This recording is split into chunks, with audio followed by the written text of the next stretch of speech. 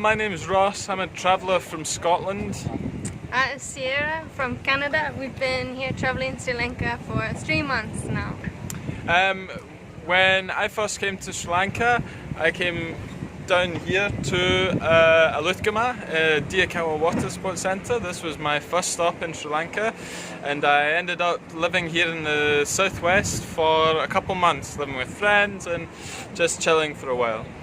And I travelled around the mountains and a little bit along the south coast for the first 2 months also. And today is actually our last day of 3 months here at Diakawa Water Sports Centre. And we actually met back up together for the last month of traveling Sri Lanka together the day after the bombs. Yeah, so we were here for 2 months before and 1 month after the bombs. It was very different, but the main thing we noticed is that right after the bombs there was a massive increase of security in Sri Lanka. There was a constant army and police presence all throughout Sri Lanka, checking everyone in a very respectful and correct manner. After a couple of days in Kandy, we took the famous train ride down Kandy through Ella, but we stopped off and went camping.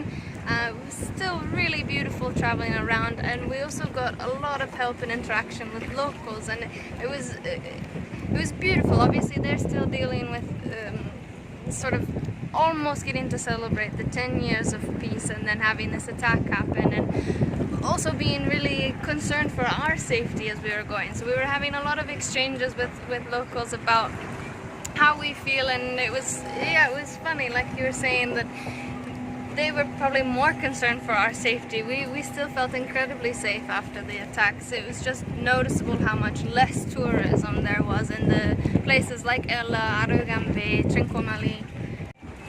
So while we were here, we did get to see quite a large portion of Sri Lanka, and it was evident the impact after the bombs. A lot of people cancelled their bookings, so for a while you had still quite a lot of people here, but once everyone had left, people weren't coming back to Sri Lanka, and everything's still continuing as usual, but the places you would normally find a lot of tourists, there's no one. There's not no one, but it's quiet. It's quiet, yeah, it's quiet. And but the thing is that tourism in Sri Lanka is so diverse. So you've got sort of everywhere from lower budget to higher budget, and you can experience what you want in Sri Lanka.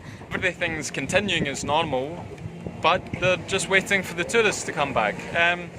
And that's the main thing. I think in this time just now, Sri Lanka could take a small opportunity to, think about what sort of tourism industry they want to continue to grow. So maybe they can aim to develop a sustainable and, a tourism industry that thinks to the future and environmentally sustainable. Yeah, environmentally sustainable and an environmentally sustainable tourism industry here would, help to guarantee it being secure for the future. Yeah, the longevity of the tourism. It's something that we really care about when we're traveling, looking at different companies and activities that do have a more environmentally ethical standpoint. But we'll see how it goes. We're very excited to see how tourism is shaped in Sri Lanka going forward, and we are just looking to enjoy our last day now.